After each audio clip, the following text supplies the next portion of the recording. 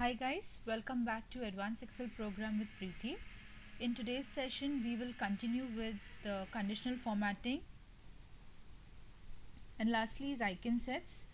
It's the same thing what you've done earlier, just that there will be an additional icon shown.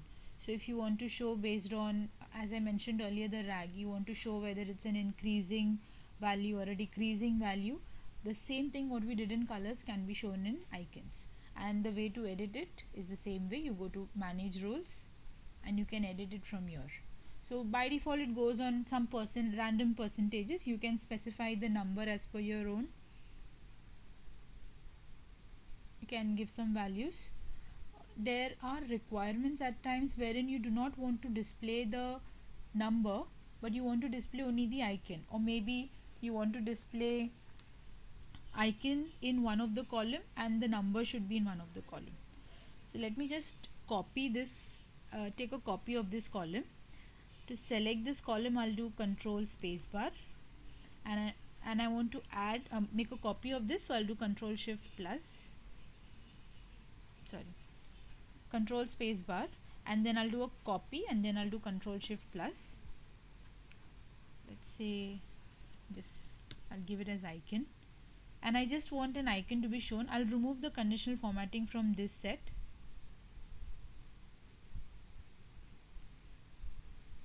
I'll put the conditional formatting here instead, and in this column I just want to show the arrows. I don't want to show the numbers. So in that case you go to manage rules and you'll say show icon only and do OK. So in case there is a requirement wherein you just have to show the numbers, whether it's increasing or decreasing, you can do it. So just by looking at the arrows you'll know, okay, this is a good number, or this is a good number of quantities sold, and this is something we need to improve on. If it is red, that can be just shown with these icons and colors. Why we use these icons and colors? Because it's easier to understand the data when you put some graphics, as in if you put some chart or if you put some rag status and all that. Otherwise crunching data becomes huge. It becomes a bit difficult when you have just plain data. So you just add more visuals to it. So the ones that I just spoke about were all column formatting. If you noticed, I was not selecting the entire data. Now let's say I want to highlight the entire row when there is a specific condition that is applied. So your data selection has to be such. I am selecting the entire data, control shift right, control shift down. I'm excluding the headings because I don't want any formatting there. You go to new rule. In new rule you have to write a condition. When you write a condition, the condition would be applied to the entire row. These are the same things actually. Format the cells that contain the top, bottom. It's most of the things that we've already covered, so I'll just show the last one wherein we have to write a formula. So for example, I want to highlight everything that is coming under technology category. So I'll select the first cell. I want the selection to go down, so I am going to remove this dollar sign before the row, and I'll say equal to, I'll say technology. Any text alphanumeric value or text value has to be enclosed in double inverted quotes. So I have mentioned that in this column, in this N column, wherever you find the word technology, that has to be given a specific color. You have to be very careful with the spelling. So in case there is a different spelling here, or if there is a dot after the word, then that has to be taken care. Let me give some quick formatting. Format is nothing but giving a border fill or a fill cell color. Let's just take some other color. I want to give a font color, I can do that too. As of now I'm just keeping it limited to the background color. I'll do OK and I'll do OK. we have seen how to do conditional formatting on the column. Now we will see how to do the conditional formatting on rows. To start with, the selection has to be from the first row of your data, exclude the heading, and you'll select the entire data. Let me just scroll back to the top of my data. So for example, I want to highlight all the subcategories which has the text art in it. So I want to highlight the entire row based on this condition. So I'll go to new rule and you will select use a formula.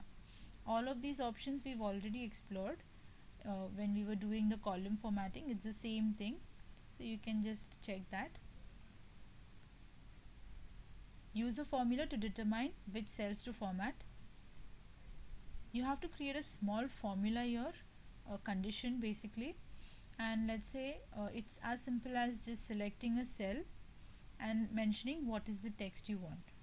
Always ensure that if your selection is starting from row number 2, your cell has to be selected, any of this cell in row number 2 only. You cannot select anything from between, because the selection will start from there and then it will not give you a correct result. So for example, I have selected this cell. It gives me $O, $2. You will have to remove the freeze from 2, otherwise it will not move to the further columns or further rows. So I just removed it using a backspace, and I'll say equal to. The text that I want to highlight is art. I'm so sorry, just something got clicked here. Let me just remove it. So the text that I want to highlight is art. So I'll enclose it in double inverted quotes and I'll mention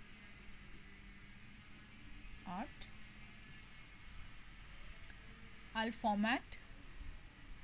Let me just give a background color just to highlight it out, and I'll do OK. You can give font color, borders and all of that. I'm just keeping it simple formatting, and then I'll do OK. So this is how it will get highlighted, and at any point I can filter my data based on the color. You can have multiple conditions in this way. You can have in fact as many number of conditions based on various categories. The same rule to clear it, or if you want to edit it at any point, let's say you would later on want to change it from arts to, let's say, to paper. So you can go to manage rules and do the changes. Here it shows the range it has been applied to.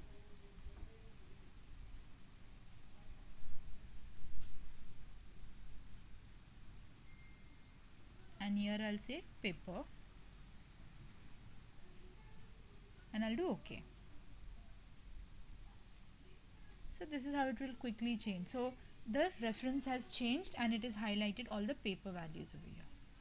So this is how you do conditional formatting on the row. You want to clear these formatting, you can just clear it from here. So this was all from conditional formatting of rows, which is the complete data. In case you have any queries in any of the options that I have taught in conditional formatting, please do let me know in the comment section. Thank you so much for watching this video. I'll see you again in the next video.